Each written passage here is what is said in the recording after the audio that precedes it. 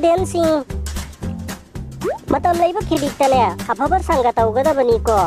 अफबा संग तौरुबदगी कानखिबा खरगी वारी नखोय तारम लगनी तिल सिंगना लैगा संग तौजबदगी ईश्वर की खोया खादा यौबा ngamjaido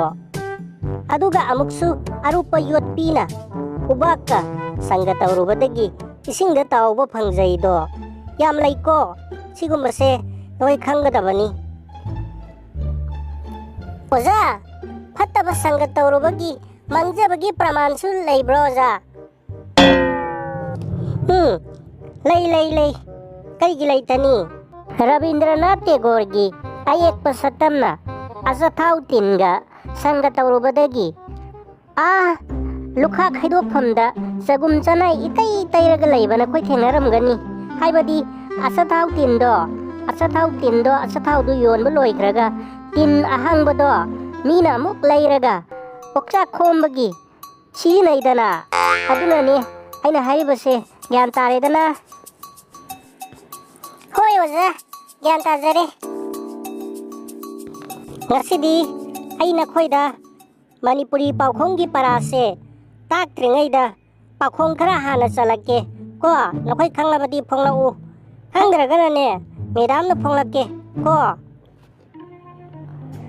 adudi haurage ko ahan bugi pakhong se sini mapok amada saklol anirak onba kadino hayo kana khangi अदुदी मैम अदुदी खंगेबो मैम मपोक अमदा सकलोल अनिरक ओन बदिने कुराक अमदी तीन खाक को कोबितिल दो खंगेतना यान तारनी को अदुदी मथंगी पाखोंग अमुक चलक मुन तारो को खुदना हैंडल पायरगने सिन ममाई सुंब करीनो हायो सिदी याम लाइ पाखोंनी खुमलो कना खंगी मैम अदुदी आई खंगे अदुदी सपोर्ट फोई बने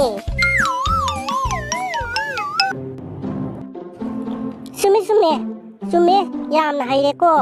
अदुदी मथंगी पाखोंग अमुक चलगे को मुन ताव इसाई दी सक्तरने फीदा पंथादा थाबा करीनो हायो करीनो हायरो कना खंगी अदुदी ओजा आई खंगी अदुदी पोलांग खोक्ता फी फौबने चुमे को याम हाइरे को नखोय मणिपुरी पाखोंग गिने लेसन से ताक्रिङै दाइना पाखोंग खरा समसे नखोय दी याम हाइ को अदुदी आई पाखोंग से अमनी दंगा चलखिगे को अदुदी मथंगी पाखो अमु फोंलाओ नोय अखंबा में हेक्ता खुमलाओ को अनाबनने लेपा अदुगने माइबनने लोंगना सुबा करीनो हायरो करीनो खंब्रो कना खंगे हायरो ओजा अदुदी हवा गाड़ी सेमबने हवा गाड़ी ना लेपतुना लैरगा सेमलिबा मी अदुना हवा गाड़ी मखादा चंगलगा लोंगना हिपतुना सेमबा दुने ओजा चुम्ब्रो ओजा सुमददी कैनो अदु यामना हैरदाबु हा नखोयदि यामना हैरे कैनो चुमी लोय चुमी अदु दिने अखोय लेसन से ताक्रिङैदा ngasiगी aroibo पाखोंग अदो अमुक चलागे को पाखोंग बुदी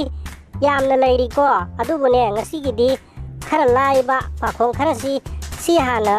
तौरबा मतुंगदा लेसन अमुक तासि को फरे अदुदी अरोइबगी पाखोंग से चलागे चोंगने चटप जीव करीनो हायरो करम जीवनो हायरो कना खंगी हायो दुदी खंगे बोजा फरे खंगसु कसु काइदी को मेदाम हायरागे को चोंगने चटप जीवदी सेंद्रांग निको स्पेरो सुमेको फरे याम हाइरे ना खोइसु याम हाइरे को अदुदी ngasiगी लेसन से ताक्थरसी को पाखोंग चनबसु लोइरबनिना ꯃꯨꯟꯅ ꯇꯥꯔꯣꯀꯣ ꯑꯗꯨꯗꯤ ꯍꯩ ꯖꯥꯂꯤꯝ ꯉꯁꯥꯏꯗꯒꯤ ꯑꯩꯅ ꯄꯥꯈꯣꯡ ꯆꯜꯂꯒ ꯅꯪꯅ ꯑꯗꯨꯗ ꯅꯣꯛꯇꯅ ꯈꯦꯗꯅ ꯂꯩꯗꯨ ꯀꯔꯤꯒꯤꯅꯣ ꯁꯛꯇꯥ ꯑꯃꯛꯅ ꯑꯣꯄꯔꯦꯁꯟ ꯊꯤꯌꯦꯇꯔꯗꯒꯤ ꯑꯥꯏ ꯑꯦꯝ ꯁꯣꯔꯤ ꯍꯥꯏꯕ ꯊꯣꯔꯛꯄ ꯗꯣꯛꯇꯔ ꯍꯦꯛ ꯃꯥꯜꯂꯗꯅ ꯂꯥꯡꯒꯅꯨꯀꯣ ꯂꯥꯡꯒꯗꯕ ꯑꯣꯏꯔꯒꯅ ꯀ꯭ꯂꯥꯁ ꯌꯥꯎꯗꯕꯤꯗꯅꯦ ꯃꯄꯥꯟ ꯊꯣꯛꯈꯤꯕ ꯌꯥꯅꯤ ꯈꯪꯂꯕ꯭ꯔꯥ